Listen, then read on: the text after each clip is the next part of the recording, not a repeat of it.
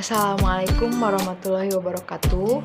Perkenalkan, nama saya Vanessa Fitri dari Fakultas Ilmu Kesehatan Prodi Farmasi Universitas Perjuangan Tasikmalaya dengan nomor induk mahasiswa 20040101333. Di sini saya akan memaparkan sekilas mengenai titrasi iodimetri dan juga titrasi bromometri. Langsung saja, yang pertama ada titrasi iodimetri. Titrasi iodimetri ini merupakan metode titrasi atau volumetri yang pada penentuan atau penetapan berdasar pada jumlah I2 atau iodin yang bereaksi pada sampel iodin. Nah, titrasi ini merupakan titrasi secara langsung yang dilakukan untuk menentukan kadar-kadar zat oksidator secara langsung seperti kadar yang terkandung dalam vitamin C. Kemudian, prinsipnya yaitu iodin akan mengadisi ikatan rangkap vitamin C pada atom karbon nomor 2 dan 3 sehingga terputus dan menjadi ikatan tunggal. Adapun indikator yang dipakai dalam titrasi iodimetri ini yaitu amilum yang merupakan jenis titrasi langsung atau direct titration, yaitu larutan sampel yang dapat langsung dititrasi dengan larutan standar baku. Dengan pentiternya yaitu iodin, analitnya vitamin C. Kemudian ada larutan baku primernya yaitu Na2S2O3 dan juga larutan baku sekundernya yaitu KiO3. Nah, dalam bidang farmasi metode ini digunakan untuk menentukan kadar zat-zat yang terkandung seperti oksidasi, misalnya Cl2, Fe3, CO2 dan sebagainya, sehingga kita dapat mengetahui kadar suatu zat yang terkandung, mutu dan kualitasnya. Nah, cara penetapan kadar atau metodenya yaitu yang pertama harus tersedia pasangan sistem redoks yang sesuai sehingga akan terjadi pertukaran elektron secara stoikiometri.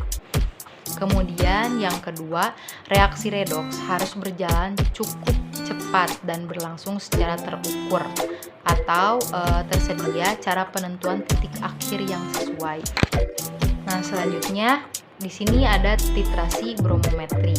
Nah, titrasi bromometri ini merupakan suatu cara penetapan kadar dengan menggunakan larutan brom atau dengan brom yang dihasilkan oleh larutan KbRO3 dengan KBr dalam suasana asam.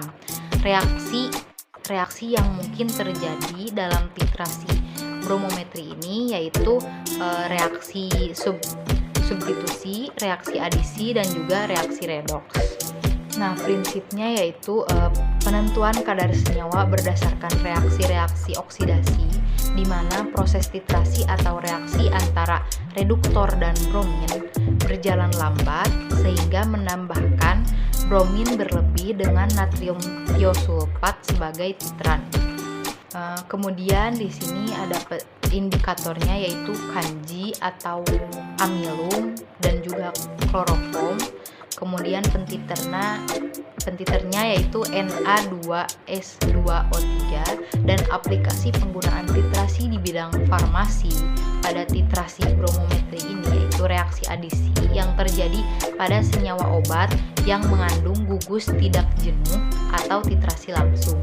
Nah, reaksi oksidasi yang terjadi pada senyawa obat dengan gugus fungsi yang mudah dioksidasi, misalnya vitamin C dan isoniazid.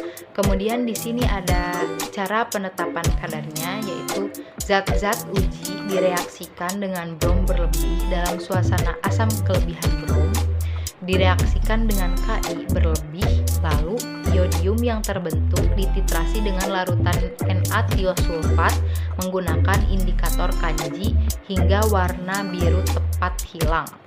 Dengan analitnya yaitu isoniazid, natrium salisilat, dan juga asetaniazin. Kemudian pentiternya yaitu larutan brom, larutan natrium tiosulfat. Baik, sekian penjelasan yang dapat saya sampaikan mengenai titrasi iodimetri dan juga titrasi bromometri. Mohon maaf apabila banyak kesalahan dan juga kekurangan, dan kesempurnaan hanya milik Allah semata. Terima kasih. Wassalamualaikum warahmatullahi wabarakatuh.